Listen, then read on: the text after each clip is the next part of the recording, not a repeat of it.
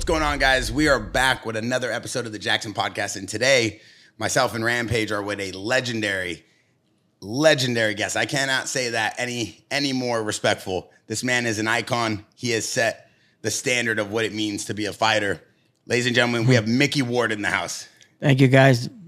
Glad to be here. Unbelievable. You know, we seen against one of the toughest dudes to ever be in the ring. I know, man. I know that, man. That heart you got, man. You can't teach that. Nah, you can't. People say, how do you? When you're doing it too, you know, Rampage, as well as I do. When you're doing it, you really don't even understand how tough it is. It's funny because I'll put it for an example. Is I'll go to a fight now, and there'll be a war, like a tough fight, and I'll be like, oh man, ow, oh, I'm like, man, that looks like it hurts. They're like, are you nuts? How bad yours were in there? But you don't, when you're in there, like, you know, you don't think of it like that. You don't feel it. I mean, you feel sometimes a couple of things here and there, but you feel it after, like 2 hours after. That's when when it hits you. But I mean, when you're actually in there and doing it, that's your job. You got to do it. I mean, it's your will. Everyone says we get the same. Everyone says, "Oh, you get the biggest heart in boxing." No, I get the same heart as anyone else. It's your will, I think, to endure and keep going. You can't stay down. If you get knocked out, so be it. You get knocked out. You can't stop that. But if you got any ounce of energy in you to get up, you got to get up. Come on, that's your job. You know what I mean? That's like you're working. Okay, say you're working at a grocery store. And something falls down aisle 5, everything falls down, and you run away from it. Halfway through, you leave, and I'm not doing this. That's your job. You got to do it, finish it, right? Yeah. It's in a worse predicament than that. I'm saying boxing and MMA is worse than that, but you got to do it. I mean, it's just you have to have it in your mind. You just got to keep going, fighting through it, bite through it, because I'd rather get knocked out in the ring than like quit and then deal with it the next day. That'd kill me worse than getting knocked out or stop quitting. Yeah. I can't look in the mirror if I quit. Knock me out, fine. But if I can get up, I'm going to get up. Wow. Amen. Wow. This guy's the real deal. That's off the break. And they talk about that during your fights. They talk about how, you know, you kept clapping the gloves and coming right back at him. And those are some of the most legendary fights we've ever seen. Yeah. Me and Rampage were watching some highlights again this morning. And one thing I can't figure out is like your gas tank just never goes out. Yeah. How'd you train for that? I trained very hard. My brother Dickie, as crazy as he was, like outside the ring and stuff, but when he was in the gym, he was really good for me. He knew it made me click, so he really got me in great shape. And plus, it's funny because when you're a pro for so many years, a veteran and stuff of so many fights and all that, you know how to train. You need the trainer there, obviously, to train you, and which I'll make sure you're keeping your hands up or doing certain things right, wrong, whatever. If you can't train, work as hard as by yourself as if someone's there, there's something wrong with you because it comes from within, I believe. And I didn't even need a trainer there. I trained as hard as I could by myself if I had to, because I wanted to win. You know, obviously you need a trainer there, like yourself. You know, where Rampage as well as I do again. But you know, you just gotta have that. Like I wanted to win, and I just whatever it took to do, I would do. And my condition was I ran my ass off. I used to love running, and I run hills. I do sprints up hills. I do track work. I do like 2 days a week. I do a hill 1 day a week, and then track work of like hundreds. Then I do another 100, and I do 400, and I do 800. Then I do a mile, and then I go back down a mile again. Wow. Yeah. It all it averaged out to like 7 miles in 1 day. In 1 day. Wow. That would be the speed work. But and in between each lap though, I do a slow down. Mm-hmm. Then 2, then 1 slow, 3, then a mile, then back down the other way from a mile down. Wow. My condition, that's what saved me through so many fights. Obviously, they say, you know, that I had a decent chin. When I learned I had a good chin, I said, F it. Why am I moving around so much? That's kind of stupid now, but I mean, thinking about it now, staying there and getting hit. But when I realized I had a really good chin and I had great condition and I had that will, it just, you know, whether I won or lost, as long as I left that ring, giving everything I had that particular night, that's all you can ask for. That's all I can do. You know what I mean? If I walked out there giving everything I had and I lost, so be. He beat me, shake his hand. If he was a good guy, shake his hand. If he's not, and I won't. But you know what I mean? And move on. Mm-hmm. learn from it, come back the next day. That's why they're making the money that I made at the end. It's unheard of because how many losses I had. Yeah. You know, and wins and losses doesn't define the person, I don't believe. Yeah. We talk about that all the time. Boxing is so caught up on these wins and losses, but the battles are what the fans want to see, not so much the records. Yeah.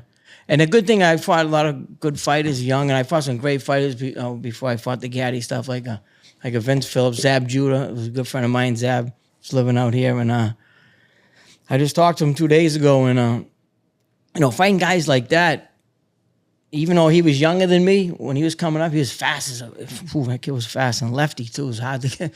I almost had him once, but that was it, and but fighting guys like that, getting the experience fighting him, like a Vince Phillips guy who's fighting for was a world champ and stuff, it just made me that much more confident fighting him like all these other guys. Do you believe that good conditioning goes hand in hand with your chin? Do you think that makes you have a better chin when you're in good condition? No. I think you do. Well, yeah, you can take a better shot probably, but either you have a chin or you don't. Mm-hmm. You cannot lift weights for your chin. Either you have it or you don't. If those whiskers, if you get bad whiskers, you're done. You cannot. What are you gonna lift weights with your chin or your neck? If you either you got a chin or you don't. Either you can take it or you can't. That's crazy. I never even thought about that. Why? Have you thought about how to train for a chin? No, I never thought about it, but I thought that the guys who have better conditioning, like they can take more shots. Well, you can actually take better. You can actually in better shape to move away from. You're in better shape to like fight with them, or you're in better shape to mentally in better shape. But you get tired. If you got a chin, you got a chin. You know what I mean? And the smart guys that they don't have to get, they don't smart. The boxing's a hit and don't get hit. Yeah. It's the not hit, like me, get hit again. Do you think some people can lose their chin? Because I've seen some MMA fighters that get knocked out, then next thing you know, they're getting knocked out over and over. Yeah, that happens too. Is like once guys get knocked out, and then there's some guys that get knocked out that come back even just with the chin just as good. So it depends on the individual, I believe, and the wear and tear on their body at that point. I think. But I think either, like I said earlier, either you have a chin or you don't. But like you said, though, if you do get knocked out, your chin is a little more susceptible to be knocked out again. Yeah, that's probably more mental, huh? I think so too. Yeah, because you when you fight with a little bit of fear in you, it's done. Yeah, I always congratulate those kickboxers. You ever watch the kickbox like K1 and stuff? Yeah. Those guys get knocked out all the time, but then they fight like they're not gun shy or anything. I don't know how they do it. I don't know how they do it either. That's crazy. And getting kicked is a lot harder than getting punched. You know that hell with that. Yeah. And a backhander in the MMA, the backhander, that would get me. I'd get knocked out all the time from that because I'm not used to it. Yeah, you don't see it. You don't see it coming. No, you don't see it coming. Bang. Now they're doing back elbows in MMA. Yeah, that's even worse. That's even worse. They say an uppercut in boxing is the worst punch to get hit with in boxing. It's a hard uppercut. Rip your nose apart and your chin, your lips or whatever, you know what I mean? I remember getting hit with an elbow in like someone like yourself. Yeah. You look at Dustin Poirier will throw good like an elbow or something like that. I never did. I think if I ever do another MMA fight, I'm gonna try spinning elbow. Really? My old ass in there trying to spin. That's so much power. Hey, you know something? The person is that's studying you probably he's not gonna do this. Right. Bang. Yeah. That would take him. That would smart. That would ruin him too for me. Right. You get a bad. But you had a really vicious body shot. I want to get good at those body shots. Yeah, that there pulled me out more fights than anything is the body shot. I used to always practice a tap up to the head and then like its position and get in and like rip and not to the back, but into the liver here. So if the guy's hand's here, okay, it's gonna bounce off and hit him in the kidney, which it's illegal to throw, but you're throwing, you're not meaning to do that, so it's gonna hurt anyways. And if it bounces off here, it goes to the liver. That's the money spot. And boxing, is it illegal to hit him in the kidney? Yeah, you can't punch in the kidney, no. In MMA, it's fine. Really? Yeah, that's crazy. No, you can't. If they see you punching in the kidneys, they'll warn you. Oh. Really? Yeah, you can't punch in the kidneys, no, but you can deliver. The liver, what they say is that when you get hit with a good liver shot, you see people get hit with a good liver shot, they back up and then they drop down. Because supposedly what I've heard is it stops the blood from going to the brain for a split second, and then you drop. Wow. And it's just, you can't get up. You can't get up. You want to make the 10 count. No, Arturo Gatti's the only one that did it. The kid I fought the second fight. I mean, the first fight when I had him down in the 9th round. He's the only person ever got up from that. That no one else gets up from it. Yeah, that 9th round is probably the greatest. I would say it's probably top 5 greatest round of boxing of all time. Yeah, I guess. Yeah. Yeah. I've heard some really good talk from Teddy Atlas, and we saw some really good stuff on the HBO documentary. And me and Rampage were talking about it. I mean, just the heart, the style, the ferociousness, but then the ability to just withstand those punches between you and Gatti. I mean, I remember watching it as a kid because my family was Italian and everybody was watching it. It was like a battle between the Italians and the Irish. Yeah. That's a war. Yeah, I was with my cousin Giancarlo and Giuliano, all these guys, my Zia Alessio, everybody put it on it. You would have thought it was like the Super Bowl for the Italians. Wow. It was like, here comes Ward, because I think at the time everybody thought Gatti was just going to get this win and continue to go for the belt. So. I think you just came in and you said, no, not today. Right, yeah. And then, it's crazy because they say, well, about the fight, if they stopped it in like the 10th round, or right before the 10th round, they were going to stop it, or supposedly, or in the 9th, or when I dropped them. Well, lucky they didn't stop it because it became what it became, the trilogy. But there was different times in the fight where it was like crazy, that first fight. And that's, I tell everyone, the first fight, I never got hurt in that fight. That first one, the second and third, I was all over the place. But the first one, he gave me some good body shots, but I never got hurt in the head that first one. But the second and third, forget it. Did you go into that fight knowing how tough Arturo Gatti was?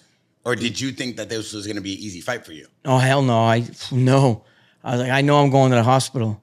I know I'm getting either stitched up or something because I'm not going to, at that point, I was coming at you, in my career, I wasn't moving around. I was coming at you. I was getting in the best shape of my life to come right at you and just outdo you. And I got him. I got him into a fight, that first one.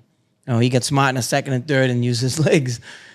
But I knew it was gonna be tough. It was, I knew he was he was the blood and guts, warrior, and he is. He will always be that. But I just knew that I knew something that they didn't know. They just thought they was gonna walk through me, and I was like, nah.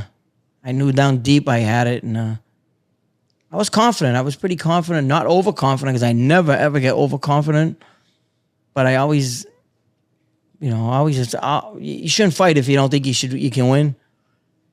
But you always think you can win. But I was pretty good with that first fight. But I didn't know if I was going to win or lose. I just know I was going to be in for a tough fight. You think he and his team overlooked you a little bit? Hell yeah. To be honest with you, because Pat Lynch is a good friend of mine now. Pat is a great guy, awesome guy. We talk all the time, and obviously I think they did, but then we got what we got. But it's crazy about the story about me and Arturo was how I beat Arturo the first fight, right?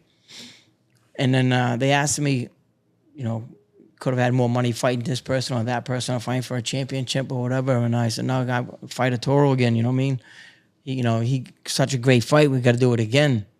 So after he beat me, they had big multiple, like $1 million, $2 million offers for Arturo to fight someone else. He said, nope. Mickey gave me the second fight. I'm giving him the third. Wow. You know what I mean? We had a friendship like that. Wow. We tried to kill each other, but we had not a friendship like then. But it was a mutual friendship. Me giving him that second fight was the best.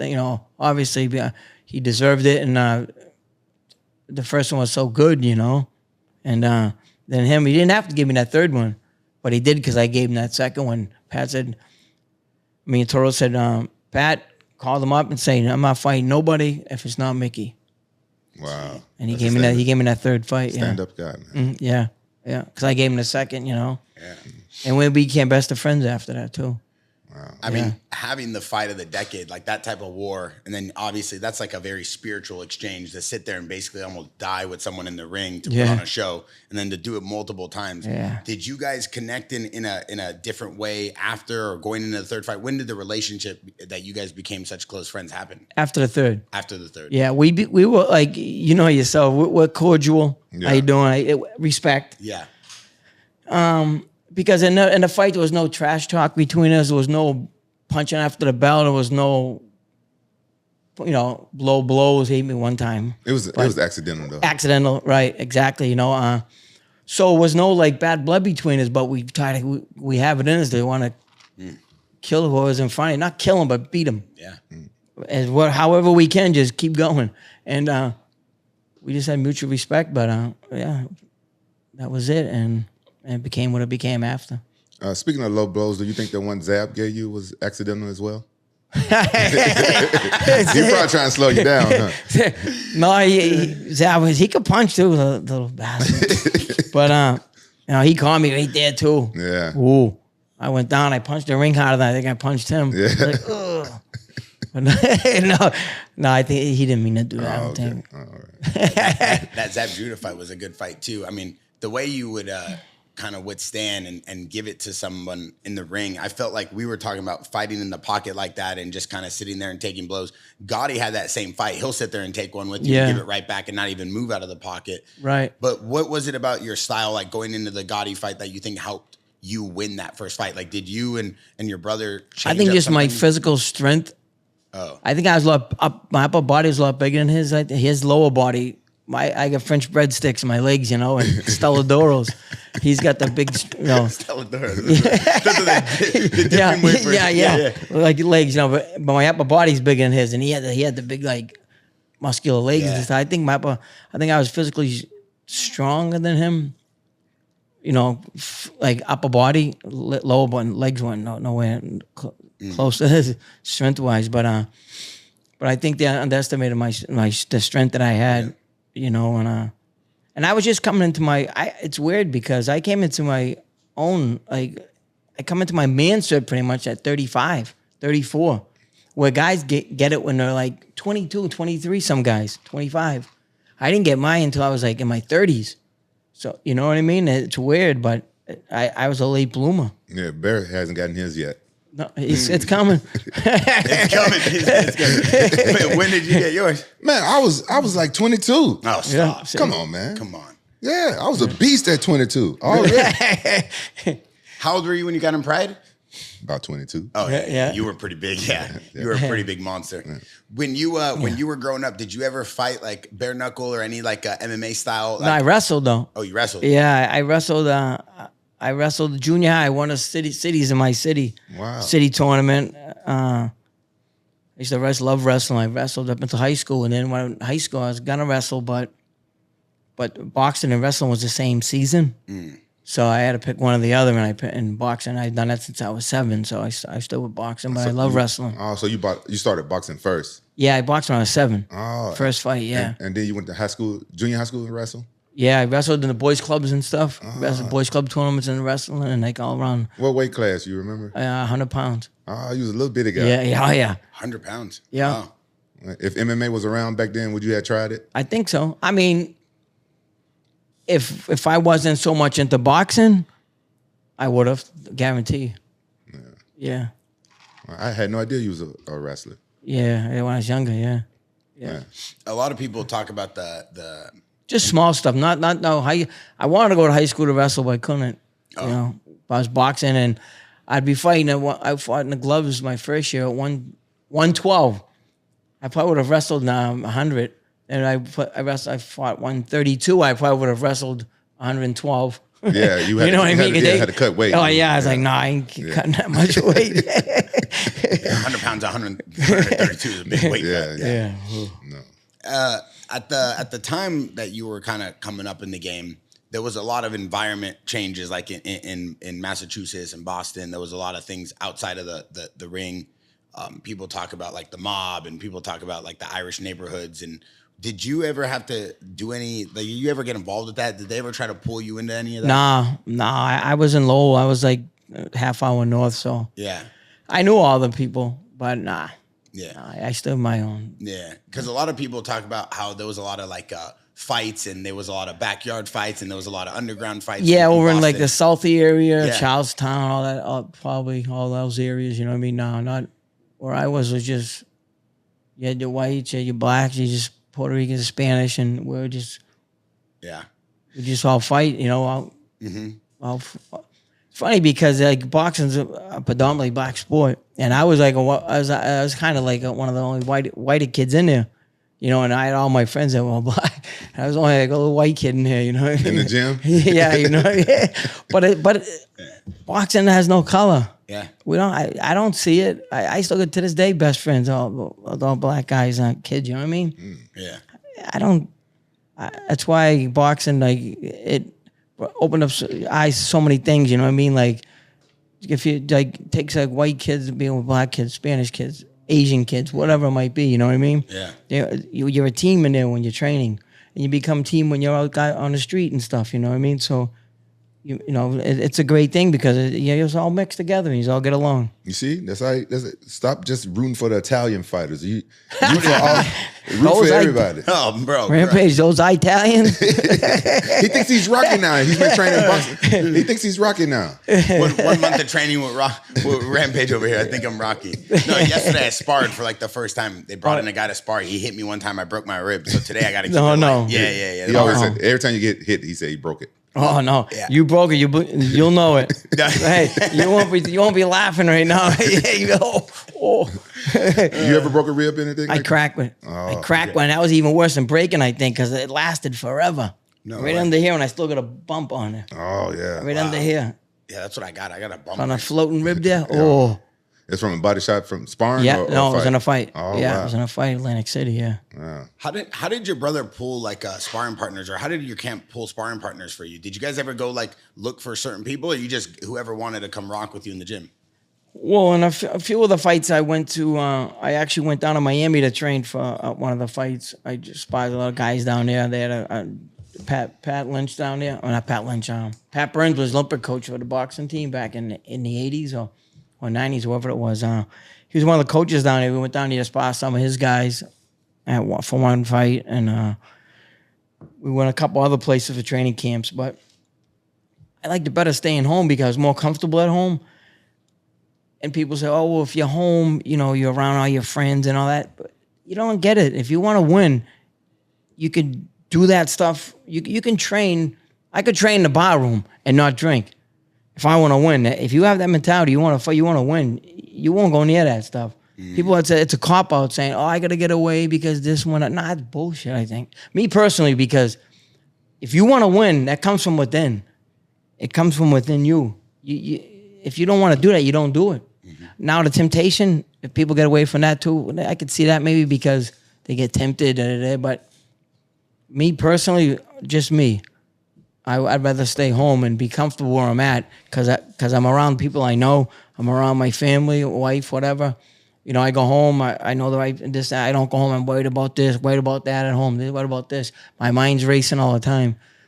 You know, but if you got to get away to, you know, if you have too much temptations outside of the ring or outside of your house or whatever, then maybe you got to get away, I guess. Yeah, I used to like to get away because I had like young kids. Okay, yeah. Well, you see, like I said, if there's not a temptation for you, but if there's a lot of like loudness and there's a lot of you can't just concentrate or whatever, you got to be by yourself, maybe, you know what I mean, and just chill. I used to have to leave because my kids, they were young. They would like to eat everything right in front of me. Yeah, well, see that again. Yeah, see that. I had never had a problem with my weight, luckily. So, and like I said, I don't mean to say like you have to get away. No.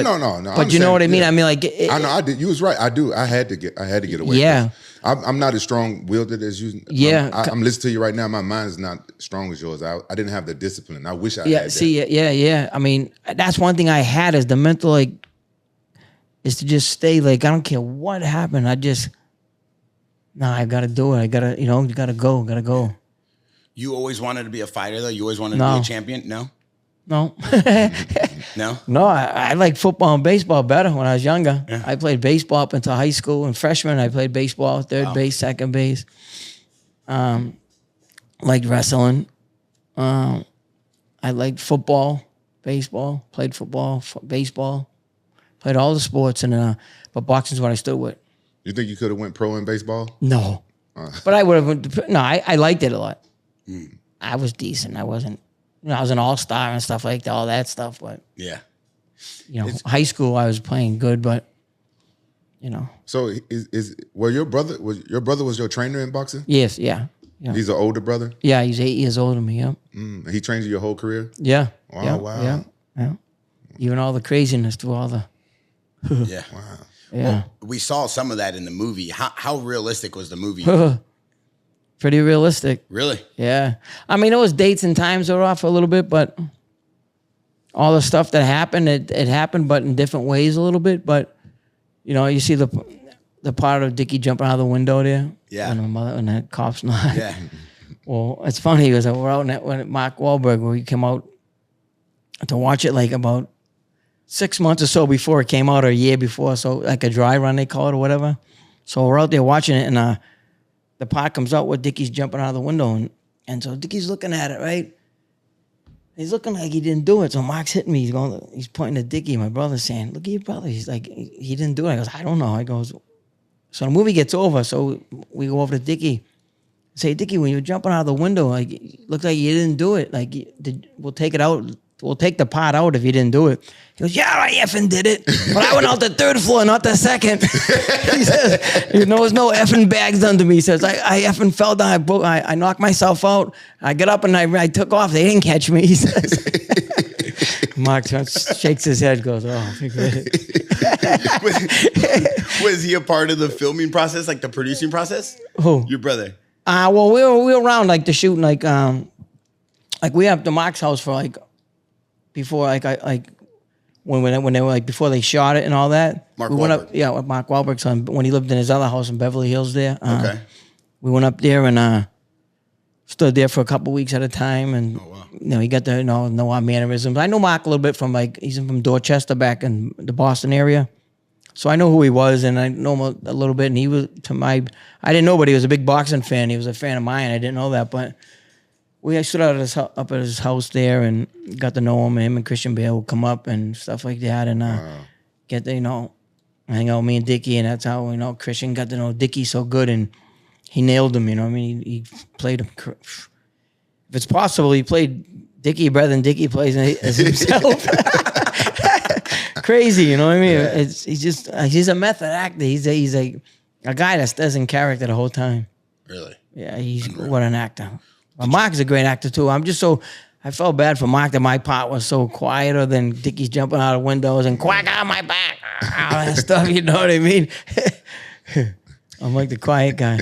Yeah, like a lot of people in the world of sport and combat sports love that movie. It's like an iconic movie. You're like an inspiration to a lot of boxers, and just the way you carried yourself and how much you loved boxing. Was Mark like training and fighting with you? Would you like go to the gym with him during the process of making that movie to teach him kind of a little bit? Well, he'd have a gym at his house. He had one up at his house. Oh wow, a nice gym there, and we'd go and work. And I'd show him different punches I'd throw, and the left hook to the body, tap to the head, and rip it underneath the elbow and stuff. I'd show him different moves, punches and stuff, and he'd just pick up like that.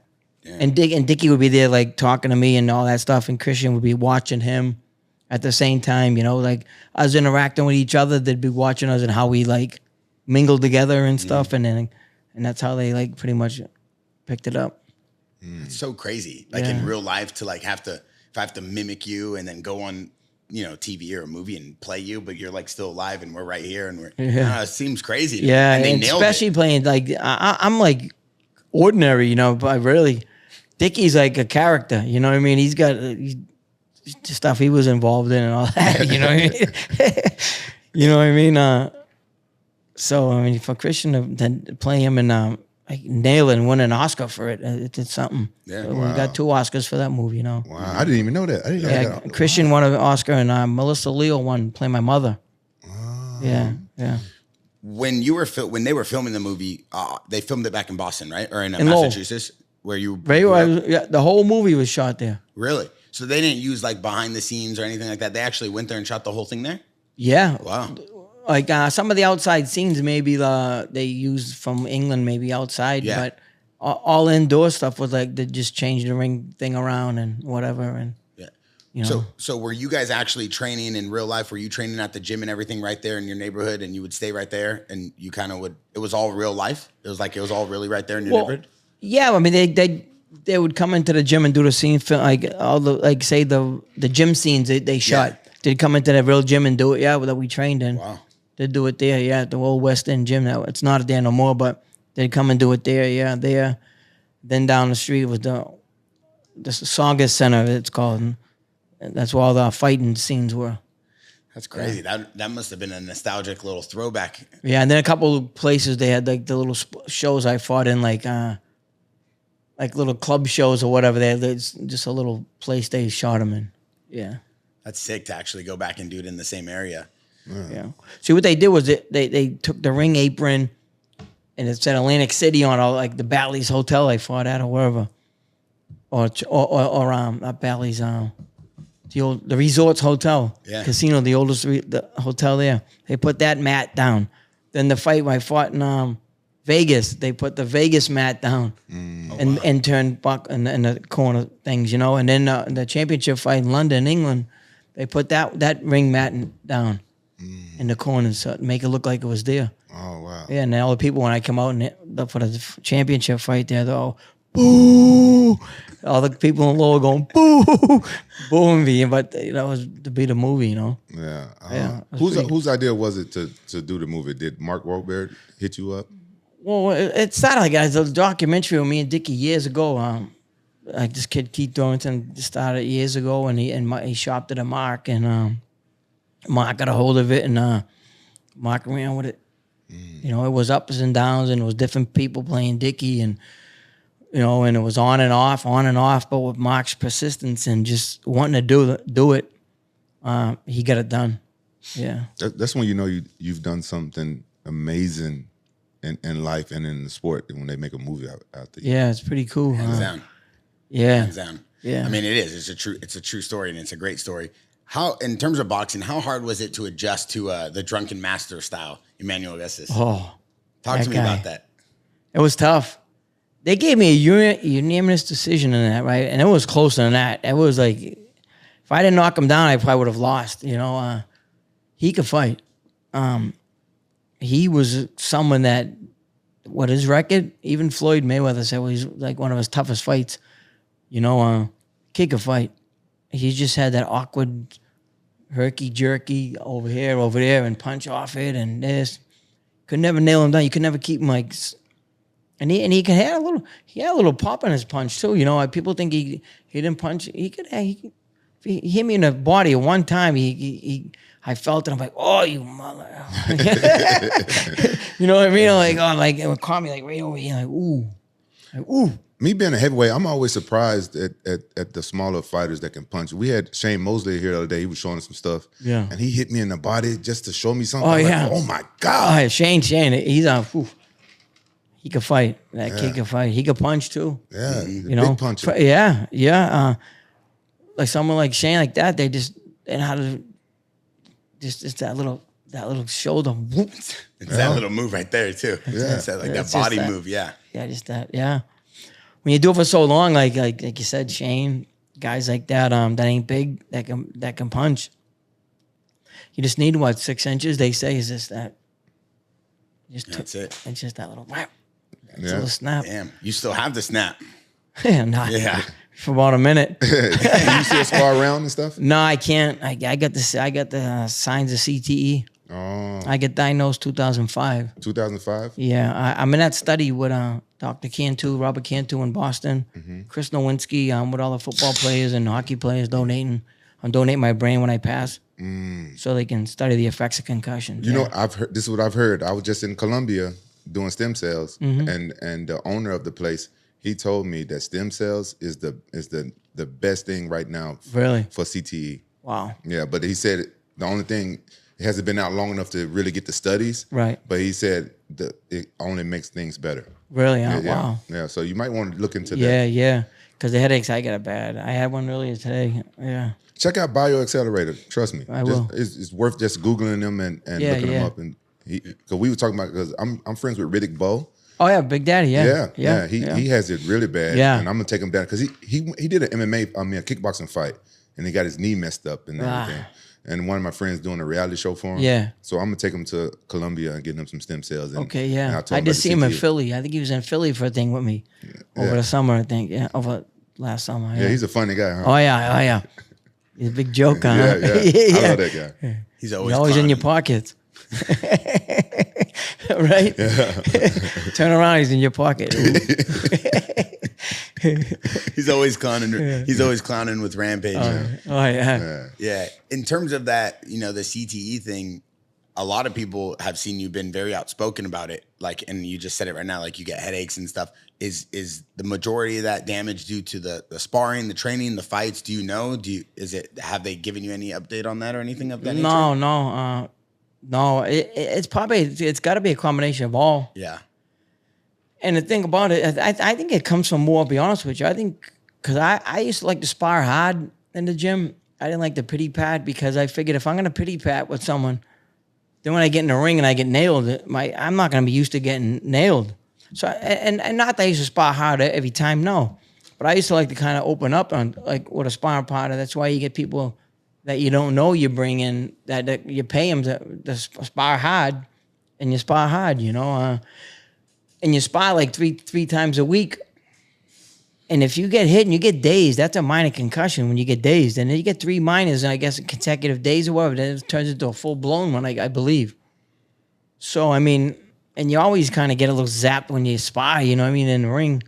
You always got a jolt. So who knows if it's the sparring, fighting, the actual fight. But in the fight, you actually, when there's a tough fight, you usually take a long time off or whatever. So, but me in the last Gatti fight, 3 last Gatti fights, we fought 3 times in 1 year. Wow. So my brain probably never, Yeah. Who knows? But I mean, there's a lot of all the stuff before that too, like going through or whatever, and then not just the fights, the sparring. Yeah. All the sparring, consecutive days. People say the headgear. That headgear just stops the cuts. It doesn't stop the brain from shifting around. Right. Your brain still bobbles around. It just stops me and you headbutting and stuff. If I hit you in the head with a good punch, you're still going to feel that, even though there's a cushion there. Your brain's still going around. Believe me. Yeah. That just stops the cuts. Crazy. That just stops you from headbutting, elbows, and stuff like that. And your nose, you got the people wear the thing there. Yeah. They come out with them like that. Looks like a football helmet. Yeah, that's just for the nose, Wow, I never knew that. I thought the headgear stops the... No, your brain still goes... Some people say it probably makes it worse. Maybe, who knows? Because of mass, but I don't understand science like that. Yeah, but me either, but your brain you still get dazed. That's crazy. I know for a fact. I'm proof. I don't like it because you can't see. You can't really see. Well, if you get a good headgear and it's a good fitted one, it's pretty good. You know what I mean? It should, but a lot of guys, like, they don't fit right. They slide over this way, over that way, and they get aggravated, and they throws them all off. You know what I mean? Yeah. So you got to get used to it. You have to get a good headgear. My son's an MMA fighter, right? But one of my friends did like the smoker boxing matches at his gym, and my son, I put him into he just wanted to try it, and he went and did a smoker fight, and I was so nervous. My son fighting, right? I put his headgear on, but I didn't lash it. Go flying. Headgear go flying. He was so embarrassed. I'm the one that put it on him, but I forgot to buckle. I'll kill you. It made me look so bad, bro. He was so embarrassed. That's so bad. Oh no! Yesterday, for the first time when I got hit, it kind of slides around. Yeah, it's like my head spin. Yeah, and you got to get used to it. Yeah, I mean, and that too, and it scrapes you up, because I'm like light, I'm white and light, I'm powder, you know what I mean? I had to come out of the sparring, right, well, like my face was this red, all scratches and stuff, looked like a cat got a hold of me, you know what I mean? But unreal. But my face has got so used to it didn't get like that, after. Was there anyone that you ever wanted to fight that you didn't get the chance to? Nope. No. Really? Nope. Everyone says that, whoever they have asked me to fight or whatever, and I fought, I fought and just, people say, did you ever want to fight this person or that? No. That's crazy. Like I'm just simple, you know. I'm just all right. Okay, we'll go. You never turned down a fight either, huh? Not really. No, I never. No, I can't remember. No, honestly. No. Did you ever think to yourself that the Gatti fights was too many in such a short amount of time? Well, looking back at it now, maybe because after those fights, you know, each fight, especially the second and third for me, even the first one too, and for him too, you know, you should take your time off to like your brain heal. We were back like 4 months after, then like 4 months and 4 months. You know, it's like you should like take 6 months or almost like 8 months maybe to recover from that first fight. You know what I mean? Yeah. We went right back at it. Then right back. Then I get that's what happened in my third fight. I got hit in the side of the head so hard that my brain shifted inside my skull, and it made my eye muscles go out of whack. So I was seeing double from the 7th round to the 10th. And I thought I was just from getting a punch and being like dazed or whatever. And it's still like that for a year. They wanted to see if it would come back on its own, and it never came back. So they had to go in and they had to cut. They had to go in surgery and you had to cut here and cut there and pull the muscles from behind. Oh. And they had to then they had to even them. So now so it's coming back. I might have to get it done again, but. Like if I was looking at you, right, Rampage, you would want to be there and there. But if I went like this one. If I'm looking at you like this now, it's like right there and like right there. Still right now? Yeah, I get it. It's coming back. Yeah, I'm going to have to get it done again. Wow. That's from like getting hit like there. That is unreal. It makes me not want to box now. That is unreal. Yeah, it's like hurting me even talking about it. That's how soft I am. I get hit in the side of the head, so I have 8-ounce gloves, you know, that was like, and when I got hit like right here on top of the head, well, it was a legal punch. It wasn't not, you know. You got hit me on the top of the head. I was like, oh, but I didn't get on. I knew I was in a fight. I was like, all right, keep going. Yeah, I bet a lot of boxers would have quit. Like, no, I'm saying double. No, oh, hell with it, no. Then I said the funny story. It says to come back, Crazy Dickie. I says, Dickie, I go, I know, I'm not saying. I see like three, 4. He goes, don't worry about it. Just keep punching. I'm like, all right. You're a corner guy. Don't worry about it. Hit all of them. Just keep punching. Yeah, I heard you're supposed to hit the one in the middle. Yeah. Well, there was no middle. If there's 4, 3 or 4. If I can hit the one in the middle, I'm not going to miss him. I'm going to punch in the air. That's like, crazy. He's like, just punch him. He goes, don't worry about that. Just punch. All right. It's all right. Let's keep going. Unreal. I mean, and I seen it, but I knew I just kept trying to press on in the 8th round, 9th round, just try to press on, and I was still competitive, but I just didn't have that edge yet. Like, it's funny because in that third fight, I knocked him down the 6th round, and the fight became even, kind of even. And I knocked him down right at the very end of the 6th round. So the bell rang. This is no word of a lie. I go back to my corner, right, and now usually the 7th round, I'd come out fast because I'm thinking he's still hurt from the end of the 6th round. So the bell, you know, they give you that whatever, the buzzer or whatever to get up, you know, ready to go out. So I get up, I go to walk out for the 7th round, right? It was like I got knocked down. I had no legs. I had nothing. I got old, like in that one round I got old. Rampage, it was done. My legs, I had nothing. And I had enough to finish the fight, but I mean, I was zapped of everything. But you had to play it off. I played it off. I'm going, like, you weren't hurting me. I'm like, oh no, please don't hit me. I'm like, come on. I'm like, don't hit me. I'm saying understand, fuck, don't do it. Don't do it. I'm like, yeah, you become actors in there. Oh yeah, you. How many times I've gotten hurt, and I'm like, oh please don't hit me again. Like, when what fight was it? The Sanchez fight, the Mexican. Yeah, he punched hard, and that fight, you know, he punched hard, the kid. But I just I just didn't fight a fight. I never fought like that in my life, running like that and they were like put me down. They were saying they should stop the fight, this, that, all that. He knocked me down. I got up. I hit him to the body like round before, and he went down. So I'm going to come out the next round. I'm going to go back to it. And that's what happened. I went out and I felt it and boom. And he went down. And when he went down, I went over to the corner, right? And I'm like, jumping up like this, like, come on, right? But I'm saying, I swear in my life, I'm saying, please don't get up. I'm saying, please stay down. Because that son of a bitch hit hard.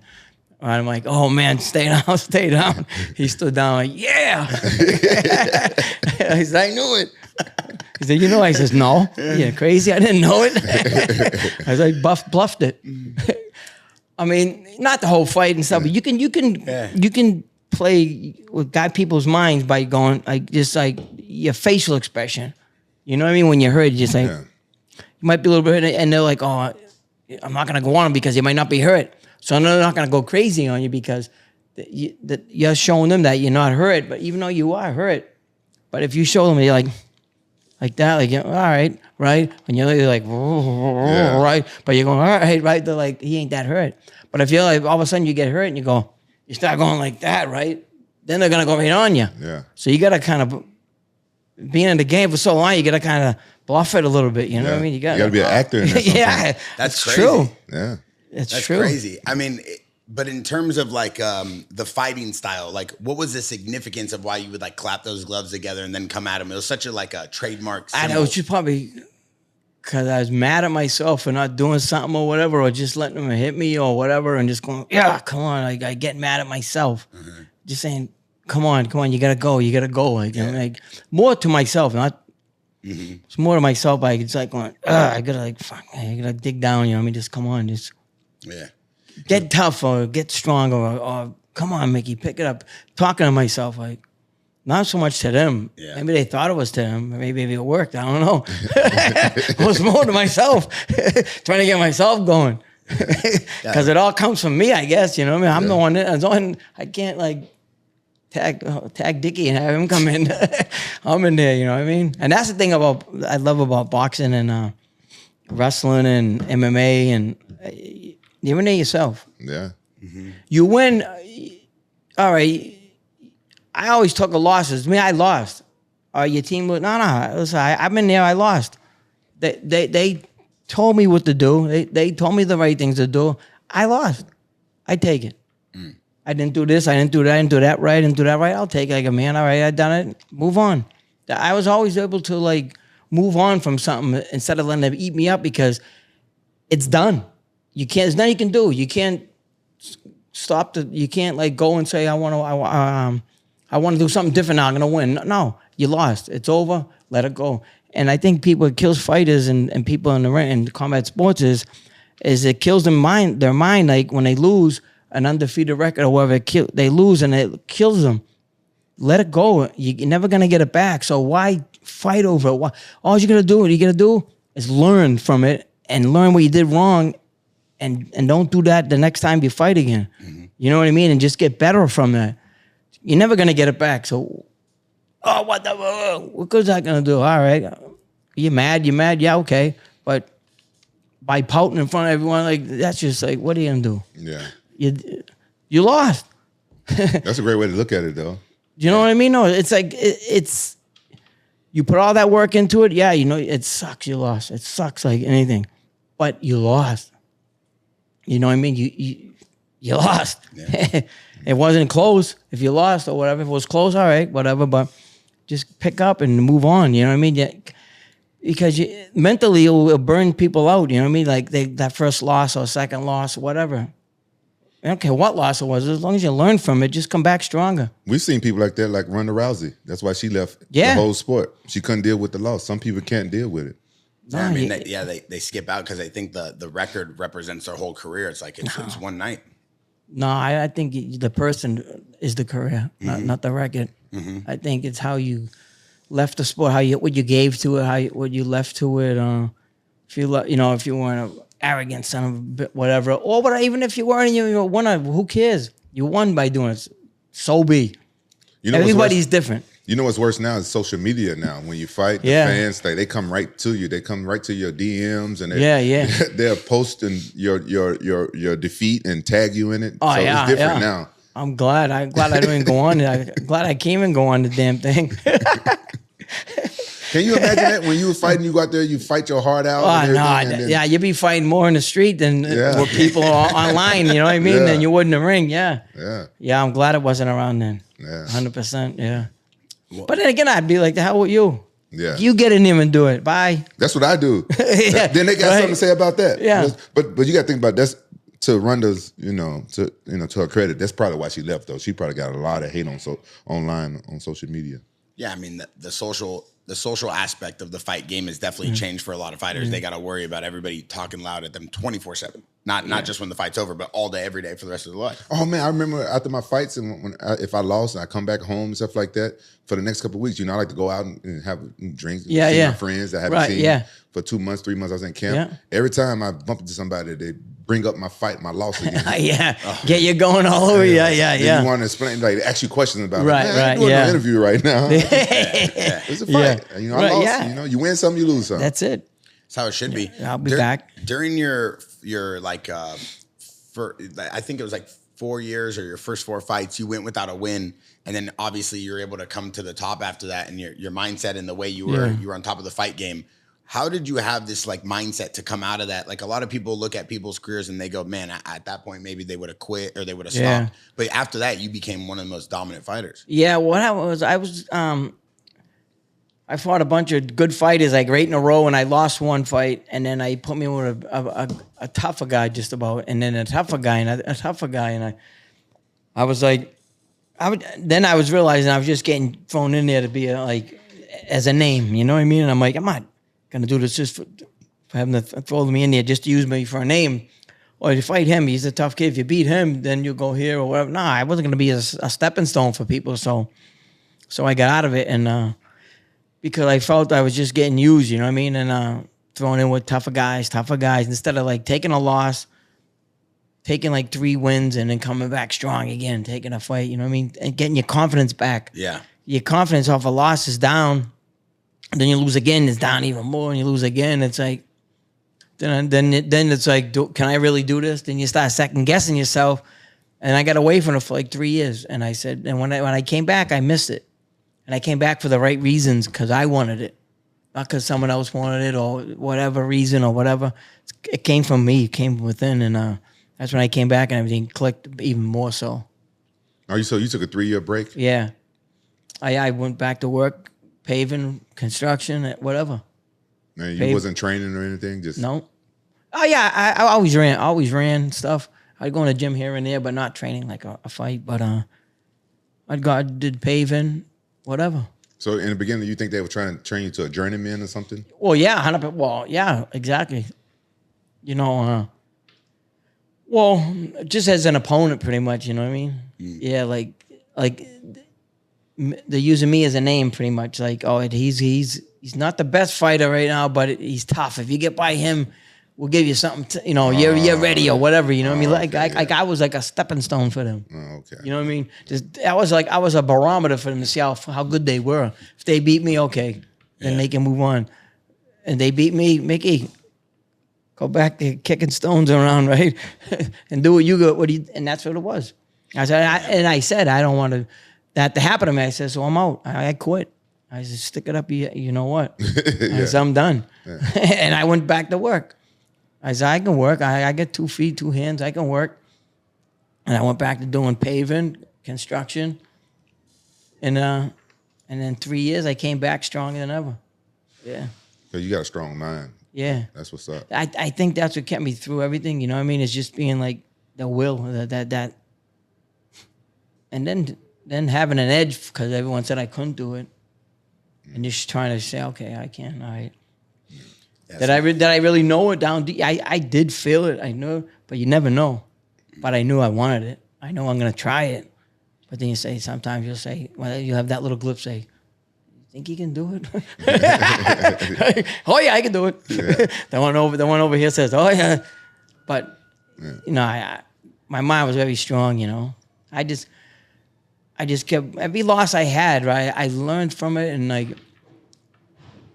maybe it didn't show in the next fight or whatever, but it made me better as a person inside for like later, I can't explain it but I think you know what I mean. I know exactly what you mean, yeah. You know what I mean? It just makes you better fighter, a better person, a better well-rounded fighter, maybe. I don't know. The losses, I think, were better for me than the wins. Yeah. Yeah. Same with my career. Really? Yeah, I lost my first professional fight. Yeah. And, you know, then I lost. They threw you in there with someone crazy. Yeah, they threw me in with a really biggest good guy. name in the fight game at the time. Well, he was really good. They told me he was a kickboxer, and he was a kickboxer and a wrestler.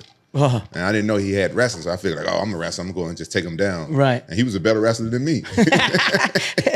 You're like, oh man, what'd I do? Yeah. Like, now I know you're already in there. It's too late. Now you're like, oh, I gotta finish it. Yeah, now I gotta fight. That's it. And I took him to decision. Yeah. Was there anybody you stepped in the ring with that you really underestimated, and then you got in there and you're like, damn, this kid's different?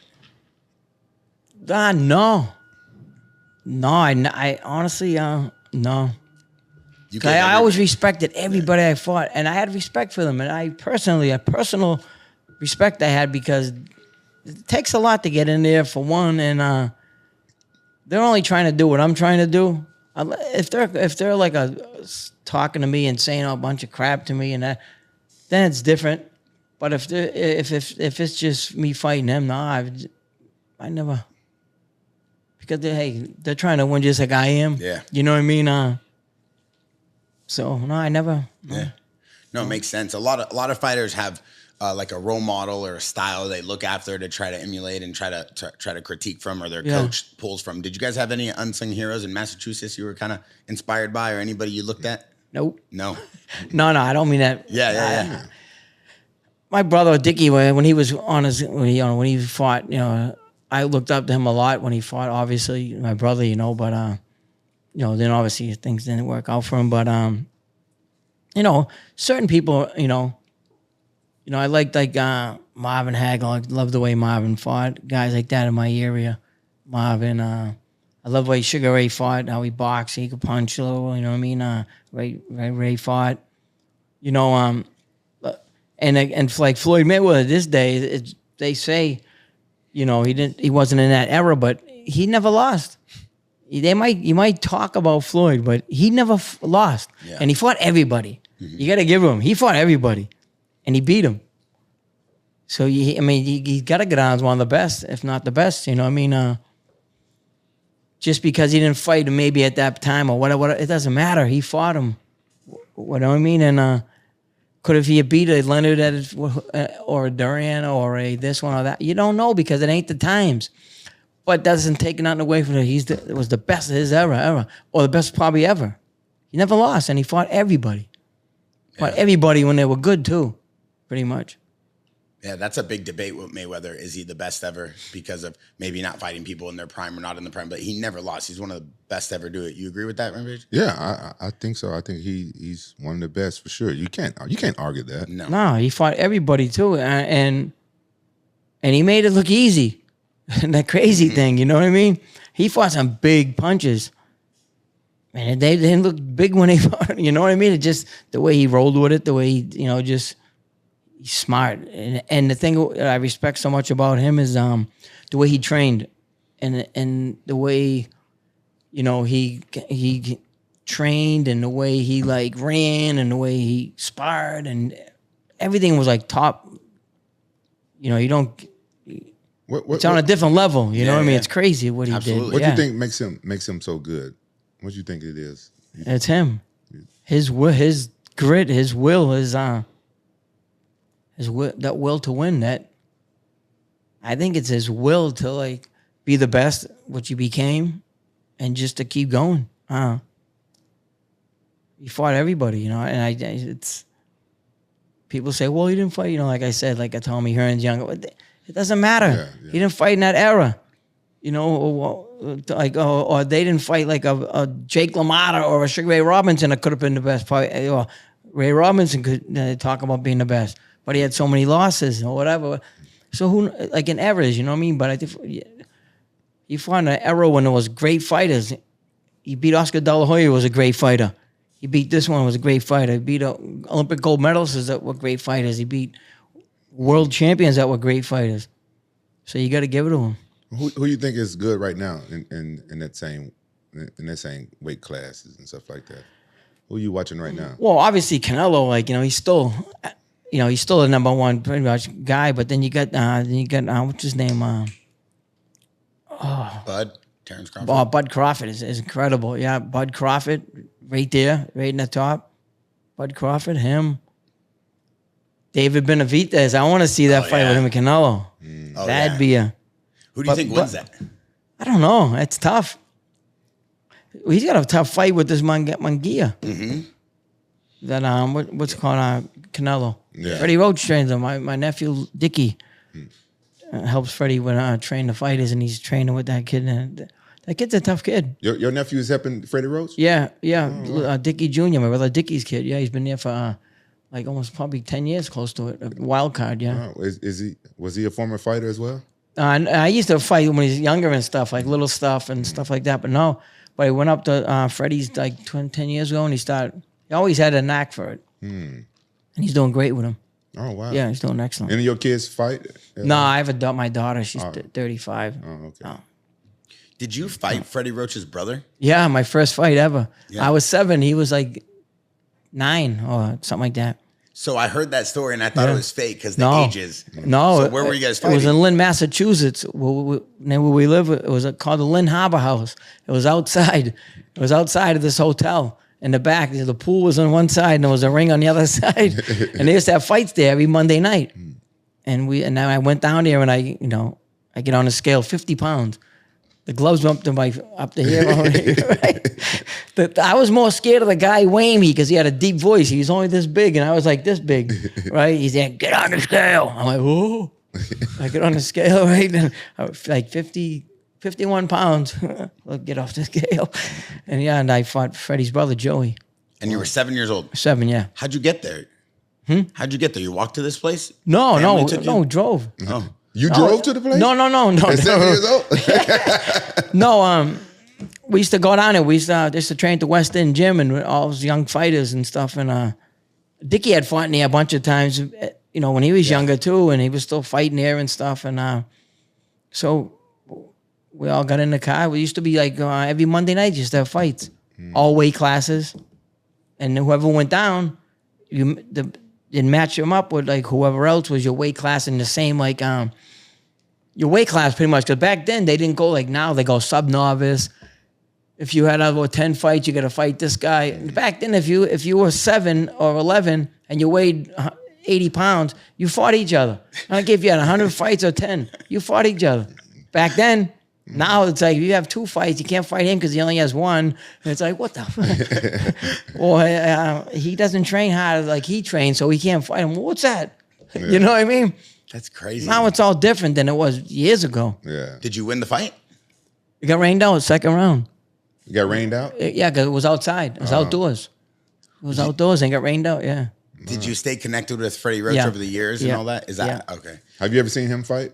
Freddie fought on the same card. How was he as a fighter? Freddie was good. Tough kid. Yeah, Freddie. When Freddie went to Las Vegas with Eddie Futch, he went out there and Eddie Futch took him, and that's where Freddie got his training from, Eddie Futch. Do you train any fighters like Freddie Roach? Are you train any? I trained some guys with I trained my nephew Sean, but then I trained with when Tyson had his camp down there in Florida. I was one of the trainers down there in Miami. It was me and Herman Caseo. At Caseo Sports down there. Yeah, he trained like Luis Ortiz, the heavyweight down there, the Cuban guy. And he had all like the Dominicans and Cubans down there. And so I trained them guys with him. Oh, wow. Yeah. Do you enjoy it? I'm an Irish white kid trained a Dominican and Cuban. They have no English. Mira, vamos, vamos. I'm like, mira, tu primero. I was like, what the fuck? I'm like, what's this car? This kid's mom. Gancho cuerpo. He sounds just like him, too. Oh, yeah, you're getting that. Wow. Do you enjoy training people? Yeah. But it was funny when I was training them. Like I was like, I just know the numbers, like 1, 2, 3. I'd say the numbers and stuff. Yeah. All you know is you gotta know is the numbers and like gancho and body and do primero, be first, whatever. And you're getting it, and you're good. Hold them up, boop, boop, boop, hook. Yeah. But it's like boxing's funny. It's like universal, pretty much. You know what I mean? You can show them and they do it, or. So when I was down there with them, it was good because they had some great fighters down there. like that. Joan Guzman, he's a 2-time world champ. Him and a couple other guys down there. One was Claudio Marrero was a world champion. A couple other guys from the Dominican Republic, so it was good. Did you enjoy holding the pads? Yeah, I loved it. Yeah, all good kids. Yeah, they're cool. nice kids. Yeah, he said he's going to take a class on learning how to hold pads. I said, man, you don't want to get into that. Oh yeah. Well, it's so hard. It's harder than boxing. Yeah. I don't Well, get you it. do them enough, especially when you got big guys hitting them. You just get used to it. Yeah. If you don't, if you didn't hold the first time you hold them, you're gonna be sore. It's all hell. The thing is too is you gotta know how to catch them. If you're going like this, you're gonna hurt the guy you're fighting because if you're gonna hyperextend his arm, you're gonna catch it. Like, pop, pop, you know what I mean? You gotta know how to catch it. You know. Yeah, it's a whole nother science. Yeah, I was trying to figure it out. I told him I watched a YouTube video. Let's go, and I'm glad he didn't kill me. No, Yeah. I wouldn't even be able to remember the combos. I was like, nah. Well, yeah. See, what is you do it so much, but certain fighters like certain things and certain whatever. So and it's good to go with different people because you get to know different styles and hold them for different. It is different. It's good Every time. Yeah, Everybody, somebody different hold pads with me. I had to learn their style all over. and that's good for you because it's like fighting at someone. It's like learning a different style. Oh, Yeah, okay. you know what I mean. And it's good, but it's some people that don't know how to hold them. You can hurt a fighter because, like I said, when you want to catch the punch. Yeah. You don't want to go away from the punch. Like if you're throwing a right hand hard and I pull back, you're gonna hyperextend your arm. Or if you throw a hard jab, and I go back, you gotta catch it. Yeah. You know. Yeah. We have the boxing ring in here at the JAXXON podcast studio here at the JAXXON House, and we built this whole center. And one of our coaches was here the other day, and he was trying to teach me how to hold the pads. And Rampage was like, "Nah, I ain't holding pads for nobody. I'll hit him, but I ain't holding them." Yeah. Well, that too, and you gotta know like the person you're holding for too. You know what I mean? Well, not you don't really have to know, but you have to like kind of get in sync with them. Yeah. Know each other a little bit because like if I held them for you, like throwing a jet, it'd be off for you from someone else holding them. Yeah. When you're used to someone else holding them and someone else throws you off a little, but you catch on. But Yeah. No, it makes sense. What do you think about this era right now as we get ready to wrap this up? First of all, I want to say it's an honor to have you here on the podcast. I appreciate it. Thank you, guys. Phenomenal. Yeah. Thank you. What do you think about this era right now? We see guys like Jake Paul, and you see guys like, Francis Ngannou, and all these guys are trying to do boxing, and they're doing well, and they're putting on a show. They're bringing a lot of attention to the sport. But do you enjoy it, or do you think it's... No, I do. So what's funny how you say that Jake Paul and stuff, right? Is people say, "Oh, Jake Paul, he's making this. He's not a fighter." Well, he trains hard. The kid respects boxing. He has a hard training camp. He wants to learn the game so bad, you know what I mean? And he respects it. And look at all the people, the new eyes that he's bringing to boxing. Well, they never had. All these YouTubers, right? Millions of buys or whatever it is, right? That would never happen if you didn't have a Jake Paul. And the kid can fight. He can fight. Yeah. Is he gonna beat Ty? I don't know about Tyson. What do you think about that fight? Oh, well, I don't know. Mike, I don't know. Even Mike with can his fight. age? I don't care if Mike's gonna be 108. He can say, the last thing you lose is your punch. You know that, Yeah. right? Yeah. Now reflexes, this, that. You see him 30 seconds clip it and stuff, but can you do that for 8 rounds or 10 rounds or whatever? I don't know. But I wouldn't want to get hit by Mike early. How old were you when you retired? 37. Oh, that's a good Almost age. 38, yeah. That's a good age. Yeah. Retired, Yeah. Yeah, so my I said before my third fight, I said, I'm done. Even before the fight. I said, I'm going out and giving it my all for this one last time, and that's it. And I did it. People thought I was going to just go out there for the money. I said, no. I want to go out there to win. Yeah, your whole trilogy was probably some of the best boxing anybody will ever see. And it's something people should study about having a little heart. Jesus. I mean, just watching it makes me tired. I can't imagine you in me that now. thing. That makes me I look, I say, what was I thinking? Why am I doing that? Why did I move my head a little bit? Oh, that's one thing I want to say fast. I came back in one of the rounds after I was fighting Gatti, the third fight. I think he goes, you can move your effing head once in a while. He goes, go F yourself. right in the corner. He says you can move your head once in a while. I said, go F yourself. Yeah. That must have been hard, like being trained by your older brother. Yeah. Yeah, but he trained me harder than anyone.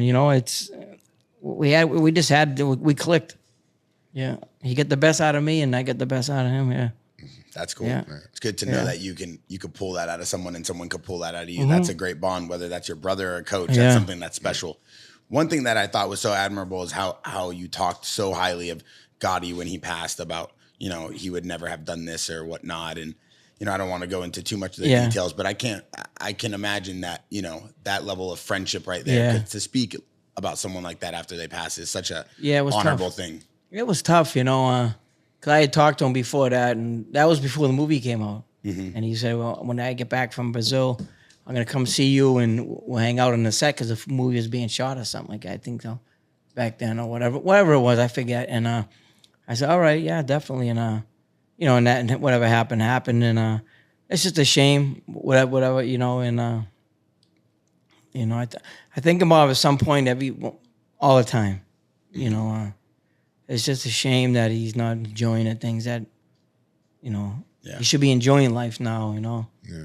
But I guess that's life, you know. Did you and him ever spar with each other after the fights? No. Oh, no. We play golf here and there. Really? If I ever started, like, beating him or whatever, anything we did, like, after when I trained him and stuff, we'd run together. If he couldn't catch me, he would stop. He'd hate it when I beat him at anything. Really? He couldn't catch me at running. I'd run all over him, right? We'd be running, right? He could jump, though. We're jumping over, like, doing the jumps over the weights and over the weight bench and all that. My French breadsticks, like I said, he got those big legs. I'm like, oh. He's going boing, boing. I'm going, oh. But running, he couldn't catch me. He used to drive him nuts.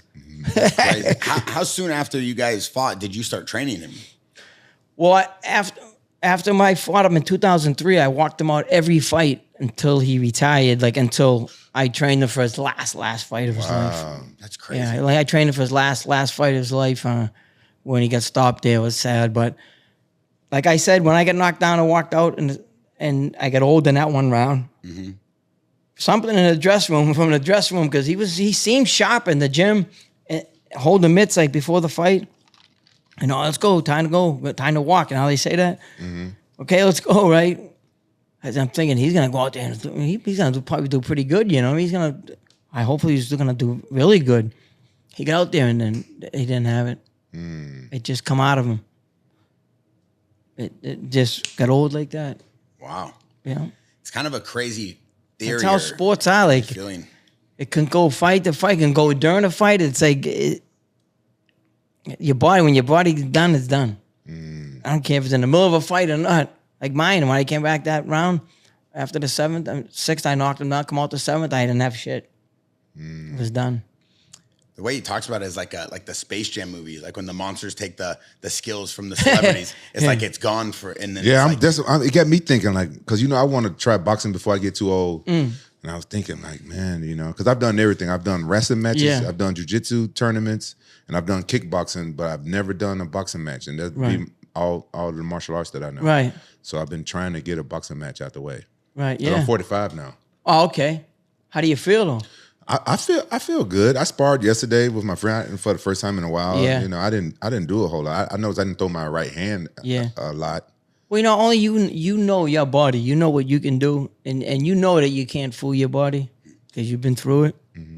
So I think only you know that. Yeah, you know what I mean? Yeah, I feel like my knees are kind of like too bad to do MMA, but for boxing, even though there's a lot of dipping, I think my knees could probably, you know, I think I can do like good 2 or 3 boxing matches before I have to call it quits. That's how I feel. Yeah, and all the power to you. If you feel that and you're sparring in here and you're doing good, and you pick your sparring up, you know, little by little, and it's good to get someone that knows how to work with you. Yeah. Like someone that's really, really good that's not gonna go hot, like that knows how to work with you, make you better. Yeah. That's where you should get someone in there instead of getting. If you get someone in there that doesn't know much, then you're not learning nothing.